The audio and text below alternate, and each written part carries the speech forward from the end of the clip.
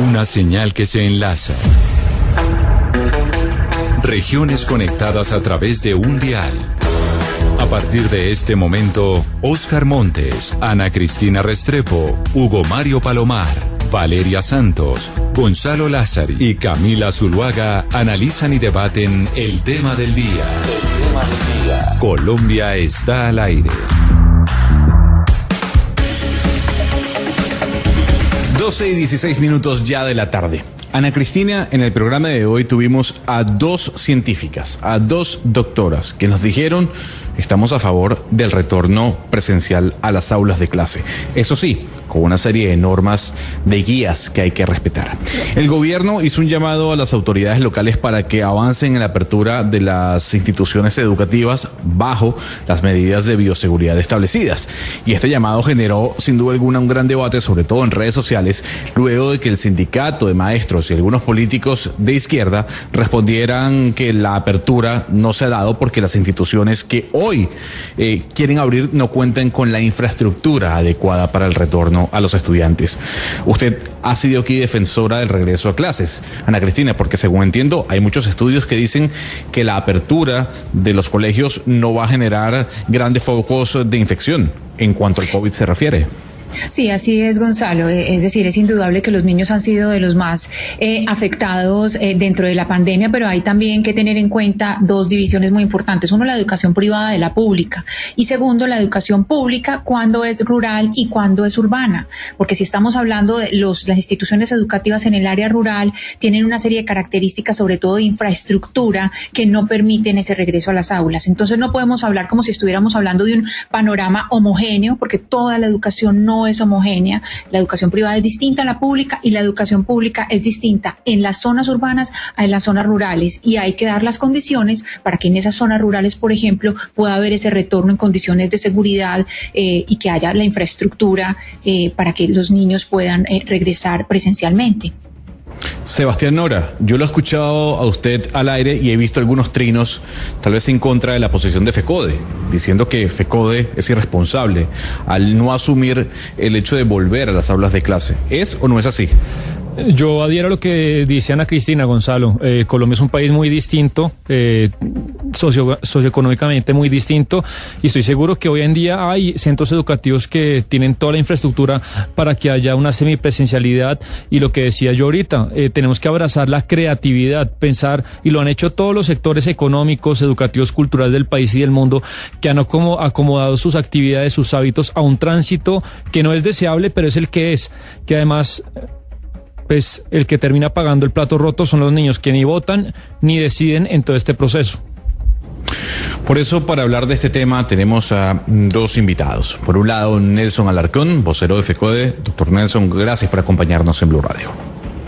Sí, muy buenas tardes. Un saludo cordial y fraternal a cada uno de ustedes, a esta valiosa mesa de trabajo. Saludar a la doctora Isabel Segovia también, invitada en este encuentro, y esperamos, con la argumentación como corresponde, con el respeto, poder disertar sobre este tema tan importante para el país y para los jóvenes y los niños y los maestros de Colombia y toda la comunidad educativa. Ex viceministra de Educación, Isabel Segovia, gracias también por acompañarnos en Blue Radio. Buenos días a todos y muchas gracias, buenas tardes ya, y muchas gracias por la invitación. Nelson, también un saludo muy especial, ya nos hemos encontrado varias veces, y a todos ustedes pues por convocar a esta mesa y volver esto el tema del día. Muy importante. Sí. Sin duda alguna. Señora Alarcón, el día de hoy, como bien iniciaba la introducción de este debate, hablamos con dos científicas que nos dijeron estar a favor en el retorno a las aulas de clase, porque científicamente está comprobado que no generan grandes exposiciones o grandes focos de COVID. Eso sí, se regresa con las medidas de bioseguridad ya implementadas por algunos países y gobiernos. Yo le pregunto, ¿por qué FECODE no quiere regresar a las aulas de clase de manera presencial? Bueno, primero que todo, nosotros queremos desmentir esta posición que desafortunadamente los amigos del gobierno que dirigen este país están en esta estigmatización hacia FECODE y hacia los maestros y maestras de Colombia. ¿Y por qué desmentirla? Nosotros somos los más interesados en retornar y volver a las aulas de clase. a ese escenario natural de la academia, de la pedagogía, volver a reencontrarnos con los jóvenes, con los niños, con los padres de familia, entre los docentes. Aquí lo que nosotros estamos pidiendo es realmente unas mínimas condiciones. Precisamente escuchaba a la doctora Ana Cristina, una cosa es la educación pública en nuestro país, tanto en la parte urbana y en la parte rural, que hay grandes brechas y desigualdades, y otra cosa es la educación privada, que tiene muchas condiciones, que tiene unos privilegios, llamémoslo así, y que son bienvenidos e importantes para la niñez y para la juventud de nuestro país. Aquí realmente el debate es en qué condiciones se retorna y se regresa. Claro, ahí lo quiero interrumpir para saber algo que menciona en su respuesta, muy válida, por cierto. Nosotros necesitamos unas condiciones mínimas. Yo quisiera saber si nos puede enumerar cuáles son esas condiciones mínimas que ustedes están refiriendo para volver a las aulas. Primero que todo, nosotros, desde el año inmediatamente anterior, el 8 de mayo del 2020, desafortunadamente con el tema de la pandemia, nosotros le presentamos un documento y propuestas, no pliego de peticiones, propuestas al gobierno nacional para ir preparando y adecuando las instituciones educativas públicas de este país para cuando estén las condiciones epidemiológicas o las circunstancias en medio de esta pandemia para el retorno a las actividades. Posteriormente le presentamos 4 propuestas adicionales, pero hoy el gobierno nacional no ha querido dar respuesta a ningún punto de ellas. Nosotros hemos hecho propuestas, somos los más interesados, como lo expresaba anteriormente, pero aquí se requiere y se necesita generar unas mínimas condiciones. Hoy realmente el tema del control epidemiológico de la pandemia, pues hoy estamos a puertas de un tercer pico. Sería algo irresponsable retornar en las condiciones que hoy se encuentra, que hoy nos encontramos. Es que aquí se ha manejado mal la pandemia. Permítame antes, y voy a enumerarle posteriormente cuáles son o deben ser, porque para eso tenemos que ponernos de acuerdo con el gobierno nacional y con los diferentes actores. Entonces, hoy realmente el control de la pandemia ha sido mal enfocado. ¿Cómo se ha controlado? Miremos las cifras del 23 de marzo. Voy a colocarle un ejemplo concreto. 23 de marzo del presente año. La inmensa mayoría, desafortunadamente, de los fallecidos, que fueron más de 120 personas, desafortunadamente, el 72% fallecieron en la casa. El 28% fallecieron en las camas UCI. Y hoy el gobierno nacional maneja el tema de la pandemia con base en las camas UCI. Está errado el gobierno. En Italia, ¿qué pasa? Con el 30% de la situación del contagio de la pandemia, de las camas UCI, inmediatamente se tiene. Pero vamos a otros escenarios. Nosotros aquí tampoco, que esa es la otra, la claridad, el tema de la deuda histórica de la infraestructura. Eso ya lo resolvimos y nos pusimos de acuerdo con el gobierno nacional el 2019, que es la reforma al sistema general de participaciones. Eso está resuelto. Que hoy el gobierno nacional no quiere cumplir. No quiere realmente generar ponernos de acuerdo y consensuar la fórmula económica para implementar. Pero hoy lo que decimos, hoy se requiere unas mínimas condiciones de infraestructura. Doctor. Nosotros el año pasado, para entrar en el tema económico, doctora Valeria, entonces es lo siguiente, mire, nosotros le propusimos el año inmediatamente anterior a las comisiones terceras que nos solicitaron nuestra postura y propuesta, del Senado de la República, tanto la Cámara como el Senado, cuando estaban debatiendo el presupuesto general de la Nación. Y les dijimos, adicionen 650.000 millones de pesos, no la deuda histórica que asciende a más de 90 billones de pesos para arreglar mínimamente y adecuar la infraestructura. No, eso es otra cosa totalmente diferente. Que para este año se presupuestara 650.000 millones, pero con total éxito nos derrotó la planadora del gobierno nacional en el Congreso de la República y por supuesto fue rechazada esa propuesta. Pero sí, mire este dato y sería muy importante para que ustedes lo tuvieran y dar ese debate muy importante. Pero sí, el señor ministro Carrasquilla, el 21 de enero del 2021, cuando hacen el cierre del ejercicio fiscal del año 2020, como no invirtieron, no ejecutaron 18.496.000 millones de pesos, los apropió él para manejarlos a discrecionalidad el Ministerio de Hacienda. Oiga, ¿por qué no cogen de esos recursos 650.000, los giran a las entidades territoriales y los ejecutan? Por favor. Sí. No, y lo otro, nosotros estamos A ver, es que yo creo que aquí hay una cosa como muy importante que hay que separar. O sea, claramente hay una tensión muy fuerte entre PREVCODE y el gobierno nacional, que además no está presente en esta mesa, y eso dice mucho, entre otras cosas, sobre unas deudas históricas y también recientes, digamos, de preparar el sector para poder abrir después de lo que fue el año pasado, sector que se pudo haber abierto muchísimo antes, que es durísimo que estemos dando ese debate en este momento. O sea, somos de los países que más tiempo lleva con los colegios cerrados, y aquí el punto es el tema de las condiciones mínimas, y por eso es que interrumpía Nelson. O sea, las condiciones mínimas claramente no están dadas en todos los colegios de Colombia, pero sí en buena parte de los colegios. Ustedes me pueden decir, Bogotá, por ejemplo, tiene la mejor infraestructura educativa, lleva 30, 40 años invirtiendo en infraestructura educativa. Claro, hay colegios que no tienen suficiente espacio para el distanciamiento, pero por eso están haciendo alternancia. Todos los colegios tienen agua, ya se le dio todo el equipamiento a los maestros, y en este momento solamente tenemos 100 de los 400 colegios abiertos. Un contraste interesante ha sido Medellín, que Medellín ya tiene el 50% abierto entre público y privado también, y ha podido hacerlo. Entonces, empezar a generalizar sobre el tema de las condiciones mínimas, pues es muy difícil. Incluso con el comentario de lo rural y lo urbano, claro, hay escuelas rurales muy precarias, pero están en comunidades muy precarias. O sea, en la casa tampoco hay agua, no es solamente en el colegio. Y estos niños igual no están pudiendo ir al colegio ni siquiera en el exterior de la escuela, porque uno tiene que volverse creativo.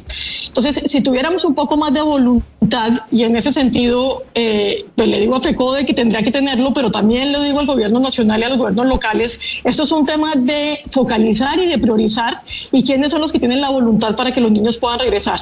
Todos debates, el problema que tienen es que cada día que pasa, lo único que está sucediendo es que los niños no están regresando a los colegios. A mí me llama la atención, igual cuando uno mira lo que ha invertido el gobierno nacional para adecuar por medio del Ministerio de Educación y de las secretarías, pues los colegios, porque uno dice, bueno, supuestamente fueron 400.000 millones de pesos, eso es casi 2 millones de pesos por colegio, con eso no se hace absolutamente nada. ¿No será que se le está poniendo, digamos, todo el peso aquí a los maestros, al sindicato, diciendo es que a ustedes les falta voluntad, es que ustedes no quieren abrir los colegios, etcétera? Y ha habido poca, exigencias que se le ha hecho al gobierno en decirles por qué la educación para ustedes no ha sido una prioridad, porque hemos visto esos...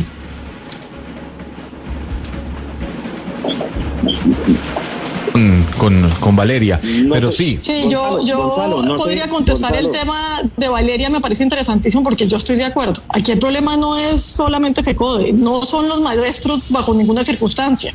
El problema realmente es una falta de voluntad de los gobiernos locales y nacionales. O sea, se generó una emergencia educativa, estamos en una de las peores crisis que ha tenido el sector, digamos, sin precedentes en épocas modernas, y realmente los gobiernos siguen como si no estuviera pasando nada. En eso estamos de acuerdo. Pero Gonzalo, no sé si me permiten, con la doctora Isabel Segovia, claro, decirle y a la mesa y a los oyentes, es lo siguiente. Mire, nosotros aquí decimos, bueno, a mí me gustaría saber cuál es el equipamiento que realmente se le ha dado a los docentes. Hoy es cero. No, le voy a colocar el ejemplo, doctora Isabel y compañeros y compañeras. En Cáceres, Antioquia, no hay ni siquiera un elemento de bioseguridad que se le haya entregado a los jóvenes y a los niños, ni mucho menos a los docentes.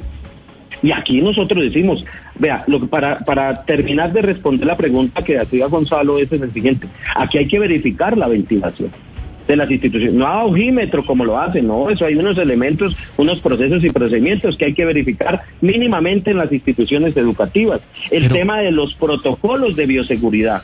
Es que hoy en muchas instituciones educativas del país no se han implementado los protocolos. Estamos diciendo, venga, nosotros le propusimos en las tantas propuestas que le hemos realizado al gobierno nacional, venga, creemos una comisión de verificación, vamos a las instituciones, vamos adecuando cómo se puede adecuar mínimamente, y vamos adecuando esos temas. El tema de la...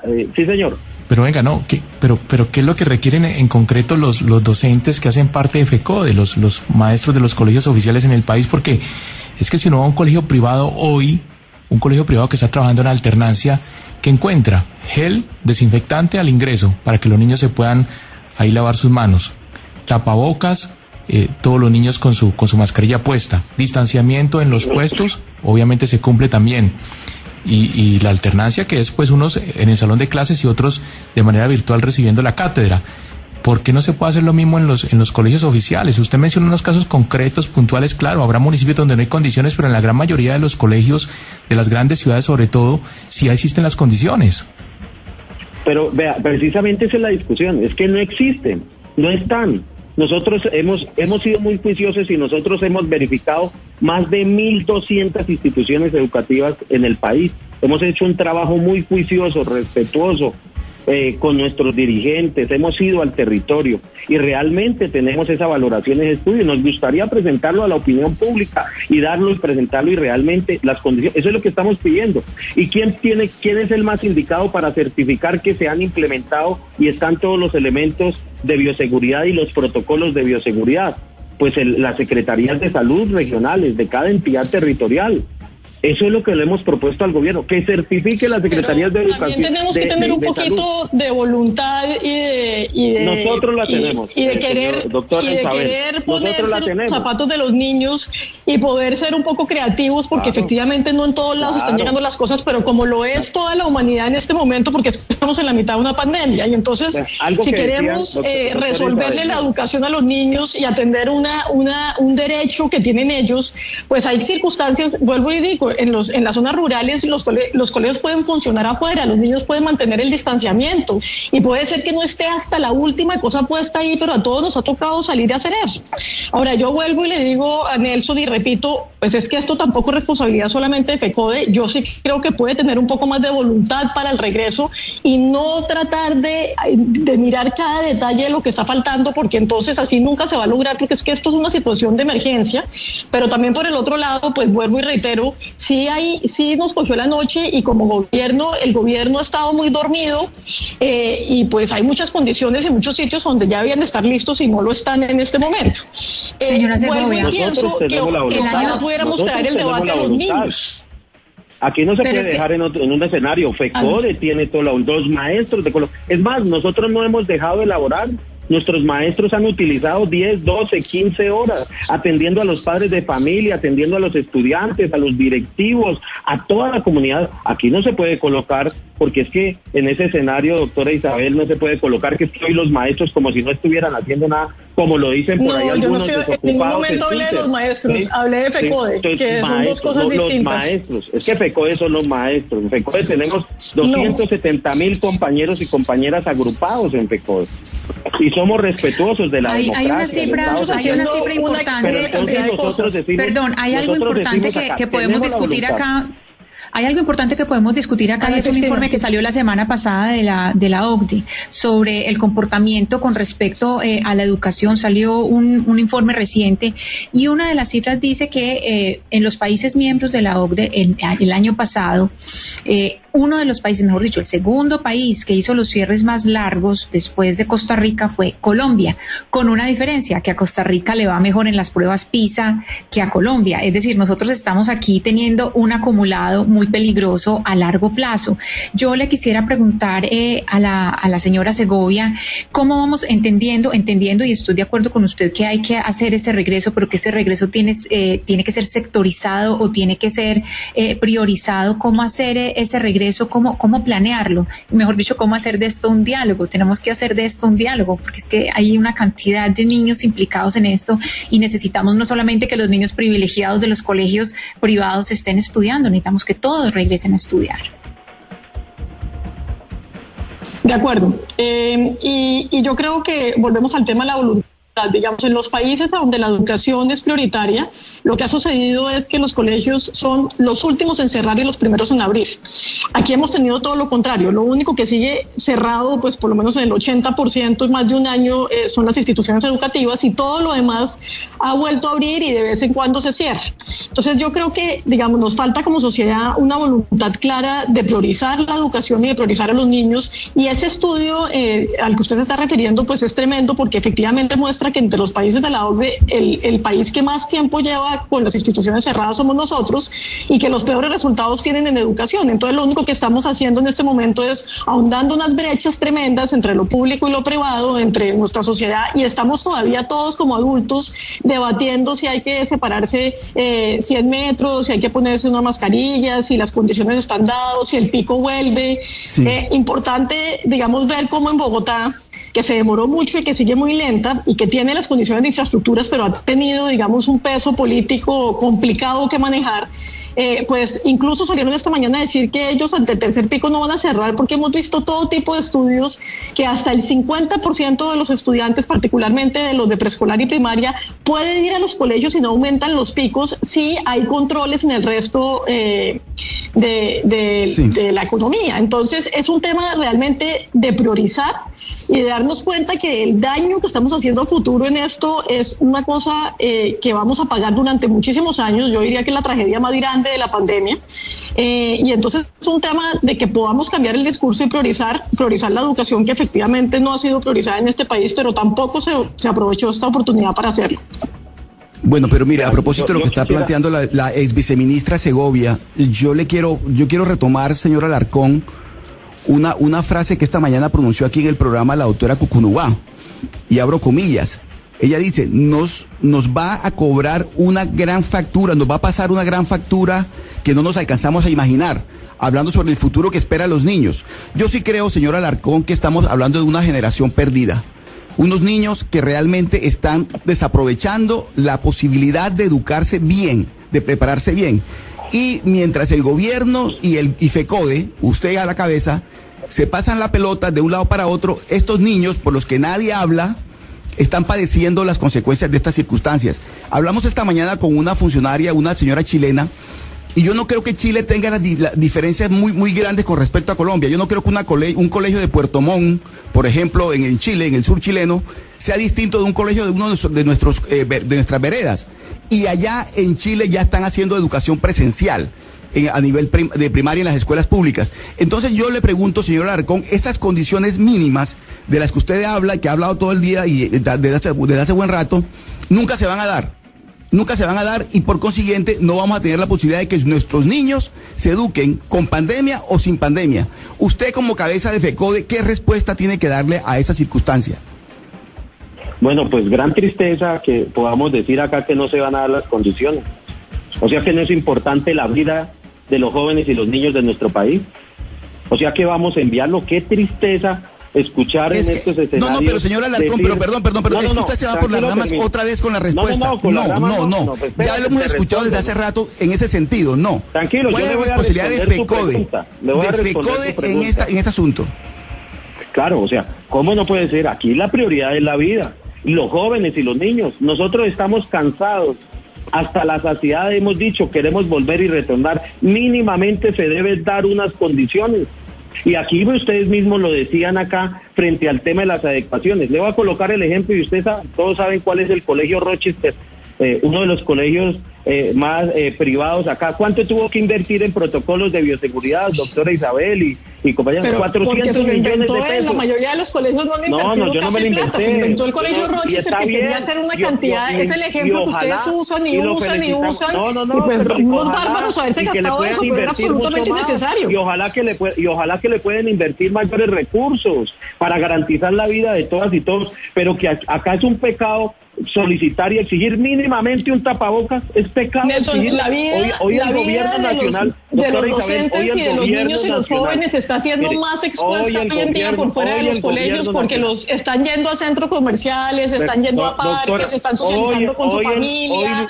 Justamente los entornos escolares son sitios mucho mejor preparados para combatir la pandemia. Todos los niños, todos los jóvenes y todos los maestros están exponiéndose en este instante y no están yendo al colegio. No, los maestros han dejado de cumplir. Yo quiero decir lo siguiente: nosotros pedimos unas mínimas condiciones y que hay que dialogar y conversar, y ojalá que rico y todo este debate se hubiera dado mucho antes de toda la gran problemática que existe en la educación pública. Pero sí es un pecado pedir mínimo protocolos de bioseguridad, como lo exige el gobierno nacional a través de la resolución 1721 del ministerio. Nosotros estamos diciendo que se cumpla y se implemente esa resolución que expidió el gobierno, pero es que hoy no se ha implementado. Que en muchos colegios ya está cumpliéndose y no se han abierto. Bueno, vamos a mirar, doctora Isabel, vamos, eso es lo que estamos diciendo, vamos y verificamos. La invito, doctora Isabel Segovia. Que vayan los docentes a dar clase, y ahí pueden verificar de una vez. Vamos y verificamos. De un tiro. Vamos, claro, vamos. Vamos. Lo quiero interrumpir para hacer una pregunta. A mí no me gustan los términos de matar y esa vaina. Soy hombre más de paz y toda esa cosa. Pero entonces, aquí tenemos que mirar es cómo. Vamos y verificamos que mínimamente hay unas condiciones. Okay. Pero es que aquí no se puede decir retornar por permíteme, retornar, por favor. si no estuviéramos en medio de una pandemia. Permítame, por favor, porque yo le quiero hacer una pregunta. ¿Esas mínimas condiciones que ustedes exigen son para los profesores o para los alumnos? Para los estudiantes estamos pidiendo. Para los estudiantes. La ventilación. Okay. Entonces, claro. no. Ok, entonces, le pregunto, si en Colombia se llegase a vacunar a todo el sector docente, ¿ustedes volverían a dar clases y a las clases particulares a las aulas? Porque si ustedes ya están protegidos... Ese es uno de los elementos que nosotros hemos colocado en el escenario y las propuestas, la vacunación para los maestros y la comunidad educativa. Mire lo que dijo el señor presidente de la República. En días anteriores, cuando inició el proceso de la vacuna, 35 millones de personas o vacunas van a llegar y van a tener al cierre el 31 de diciembre del 2021. Ya en días anteriores dijo, ya no se puede 35 millones, tiene que ser 24 millones. Ojalá, ojalá que se pueda avanzar. Entonces, claro que ese es uno de los elementos. Ok, no, pero no es que sea uno, es que la pregunta es, ustedes hay que ceder. Si a todos los docentes de Colombia los vacunan, ¿ustedes volverían a las aulas de clase, sí o no? Claro, eso está antepuesto al tema de los protocolos de bioseguridad. Ah, bueno, pero entonces ya estamos poniendo otro pero. No le estamos poniendo pero, es que no, para nada. No, porque no puede decir, vacunamos los maestros y entonces vayan y trabajen y los protocolos de bioseguridad, pero, los elementos de bioseguridad. Profesor Alarcón, usted no nos habló de vacunar a los profesores, usted habló de vacunar a la comunidad educativa, que la comunidad educativa es algo mucho más amplio que los profesores. Claro. Antes de darle paso a la señora Segovia, por favor explíquenos qué llama usted a la comunidad educativa. Entonces, ¿usted cree que también hay que vacunar a todos los niños? Eso no se ha hecho en ninguna parte del mundo. O sea, es que vacunar a todos los niños creo que solamente es que en ninguna parte han vacunado también a los niños. No hay vacunas para los niños porque están en este momento apenas Pfizer acaba de decir que pasó que pasó todas las pruebas. Es decir, eso es imposible vacunar a toda la comunidad educativa, es físicamente imposible. Profesor Alarcón. Sí, señora.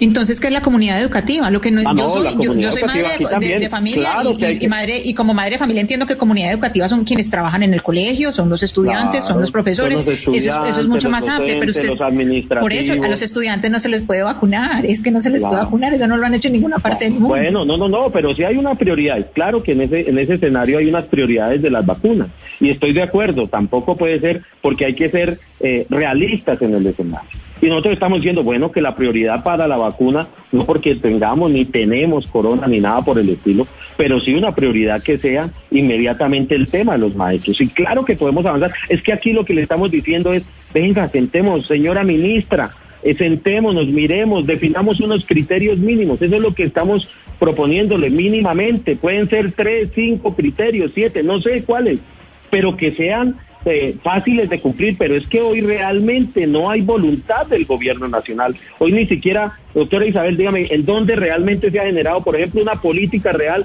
inclusive de algo tan simple, pero que es fundamental, los tapabocas? No hay una política ni siquiera para entregar. En los lineamientos que hizo el gobierno nacional dijo, los tapabocas tienen que, en la página 29, de los lineamientos de 60 páginas que expidió el año inmediatamente anterior al gobierno, digo, los tapabocas tienen que elaborarlos los padres de familia. Imagínense en las zonas rurales donde no tienen ni siquiera para alimentarse, mucho menos van a tener para comprar materiales y los elementos que requieren para elaborar tapabocas. La ex viceministra hace rato quiere intervenir. Sí, señora Segovia, adelante. Sí, gracias. Sí, pues sobre los tapabocas quiero decir que pues muchas entidades territoriales ya han entregado los tapabocas y no los están haciendo los padres de familia. Obviamente volvemos al tema de que hay que ser creativos y hay en zonas a donde eso puede ser un poco más difícil, pero pues Bogotá los entregó, Medellín los entregó y pues una cantidad de ciudades grandes, sé que Barranquilla los entregó. Entonces creo que si estamos hablando de 3 condiciones mínimas, pues hay varios decretos que lo han dicho. Estoy de acuerdo con Nelson de que el gobierno es el que debería estar sentándose con ustedes para acordar cómo es que se va a hacer esta apertura, pero que todos tuvieran una voluntad de hacerlo. Yo quisiera hacer una aclaración porque Nelson ha repetido varias veces una cosa que me parece importante aclararla. En ningún momento se está diciendo que los maestros, o la mayoría de ellos, no estuvieron trabajando durante el año anterior. Estuvieron trabajando desde sus casas conectados, enviando guías. El problema es que la situación del país no ha permitido que la mayoría de los niños tengan un proceso educativo continuo, no tenían el internet que tocaba, todo se estaba haciendo a través de guías en los teléfonos de los papás ayudando, porque es que la instrucción y la educación pasa presencialmente, sobre todo en los niños más pequeños, pero los grandes también, que tienen que tener sociabilidad. Entonces no se trata de decir que es que no han hecho nada y que están sentados. Hay unos que hicieron muchos esfuerzos, otros no tanto, eso es real, pero eso es normal en cualquier profesión. Aquí lo importante es que la presencialidad es fundamental para el proceso de aprendizaje. Entonces no se trata de decir que es que no se ha hecho y que se perdió. Sí, se perdió para muchos niños el proceso educativo, muchos niños se desconectaron de la escuela, muchos niños no tuvieron capacidad de internet, muchos papás no tenían la capacidad de acompañarlos ni la tecnología y la compartían con varios niños, y eso ya lo sabemos, y obviamente siempre son los más necesitados los que terminan expulsados de esto. Pero aquí no es si los profesores trabajan o no, o si lo han hecho. A mí me parece muy bien lo que lo han hecho y lo han hecho lo mejor posible. Es que su trabajo es presencial, es que la instrucción es presencial, es que los niños tienen que volver a sus entornos educativos. Los entornos educativos son entornos protectores en la mayoría de las comunidades. Son niños que muchas veces están pasando hambre, maltrato y no tienen las condiciones para aprender ni los espacios desde su casa. Entonces, creo que aquí la prioridad es un tema de los niños, es un tema de qué es lo que les conviene a ellos sobre todas las cosas, y que como sociedad lo deberíamos poner primero. No, y claro que la prioridad son los niños, doctora Isabel Segovia, porque lo que va a traer la pandemia frente al tema de la educación es un tema además de desigualdad social, es decir, la brecha social se va a incrementar. Unos pocos que tienen acceso a una educación de mediana calidad en instituciones educativas privadas contra unos que no están recibiendo buena educación en colegios oficiales. ¿Usted cree que después de la pandemia esa brecha va a ser mucho más amplia, que esto se va a complicar mucho más? Sí, estoy absolutamente segura de que va a ser muchísimo más amplia. De por sí ya lo era. O sea, no vamos a hablar de que es que el sistema educativo antes de la pandemia era perfecto. Tenía una cantidad de problemas, tenía una cantidad de deudas. El Estado tiene una cantidad de deudas con el sector de mucho tiempo. Pero en este momento, obviamente, lo que ha terminado pasando es que estamos agudizando una brecha gigantesca con niños que ya sabemos que el año pasado ya perdieron conectividad o han estado aprendiendo con guías, que son los niños que más protección y que más acompañamiento requieren. Y entonces sí vamos a tener una tragedia. No, yo quiero además aclarar que esto es una tragedia para todos, incluso para aquellos privilegiados, pero esos privilegiados tienen mucho más herramientas para componerse en el tiempo. Pero si seguimos en la situación que estamos y cada día que pasa que se pierde un año más, un espacio más, etcétera, un día más, efectivamente lo que estamos haciendo es generar una brecha de la cual va a ser muy, muy difícil regresarnos. Y es que, señor Alarcón, usted hablaba de mínimos en los que debe haber para que se vuelva a clases, pero uno mira los pliegos de peticiones de ustedes, que usted me dice que no es pliego de peticiones, pero sí lo parece, y es mucho más que un tapabocas y un sistema de ventilación. Yo lo que quería preguntarle, atado a este tema del pliego de peticiones, ahorita Gonzalo le comentaba a usted que tuvimos una experta en Chile, y ella nos contaba que el sistema educativo en Chile, señor Alarcón, no solamente ha hablado del tapabocas y la infraestructura, sino desde la pedagogía, desde el pensamiento, cómo cambiar la educación por estos meses. Y yo de ustedes no he oído propuestas en ese sentido, cómo pensar la pedagogía y el conocimiento para este momento, porque parece que lo único importante son los tapabocas y el ventilador. Bueno, desafortunadamente creo que no observan ni miran nuestra página, donde tenemos nuestro centro de estudios e investigaciones docentes, ¿sí?, donde allí hay infinidad de propuestas pedagógicas, académicas, curriculares, donde hoy se está sistematizando y existen miles, cientos de propuestas innovadoras de nuestros maestros y maestras que a diario se reinventan. Hay que, como dice la doctora Isabel Segovia, en eso han sido y son y seguirán siendo creativos nuestros maestros. Pero para responder dos preguntas prácticamente que nos hacen ahí. Una, lo que tiene que ver con el pliego de peticiones. El pliego de peticiones es una cosa totalmente diferente, que está en el marco de la Constitución y el decreto 160 del 2014, y que teníamos que presentarlo, que tiene otros elementos, pero aquí estamos en una discusión. Las propuestas que hemos presentado en el tema de la alternancia han sido 5, y que obviamente podemos remitirle los documentos diversos que hemos presentado al gobierno nacional, que a la fecha no hemos tenido una respuesta para que nos diga si puede ser o no puede ser frente a cada una de esas propuestas.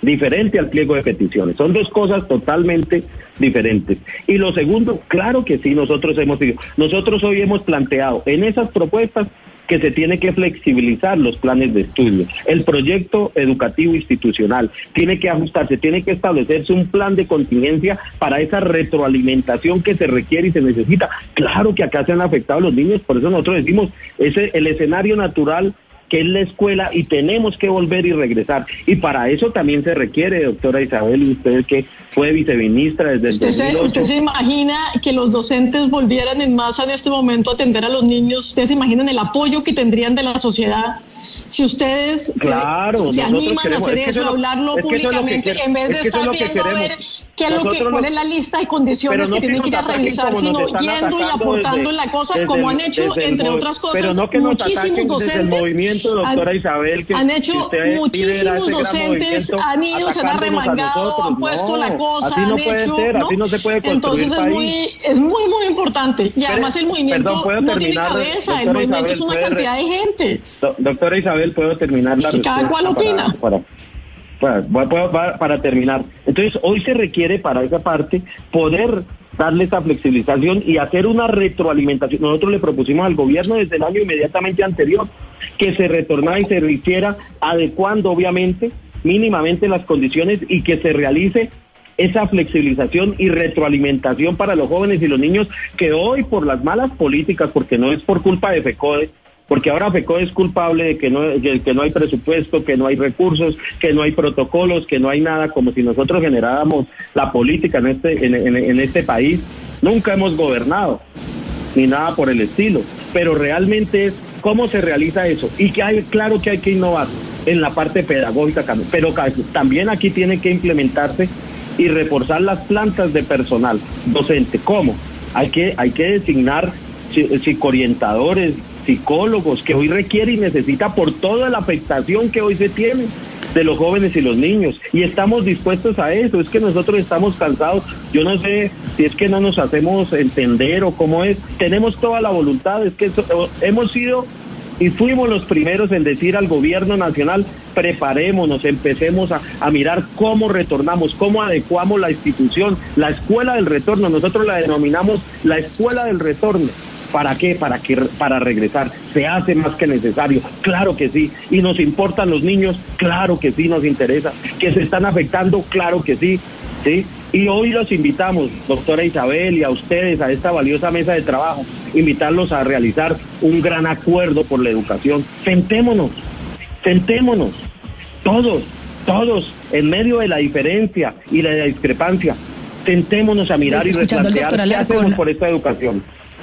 No, pero lo que pasa, doctor Alarcón, es que cuando uno lo escucha así parece que ustedes están pidiendo, haciendo un pliego de peticiones bastante amplio que en este momento pues va a ser muy difícil cumplir. Por eso, señora Segovia, yo creo que es importante que usted nos explique un poco cuáles serían esos mínimos que tendrían que darse y cuáles son esas peticiones que está haciendo FECODE que van a ser imposibles de cumplir en este momento y que van a tener a nuestros niños sin educación por pues años. Entonces, porque es que si se trata aquí de dignificar la profesión del maestro, adecuar absolutamente toda la infraestructura, etcétera, pues va a ser muy difícil.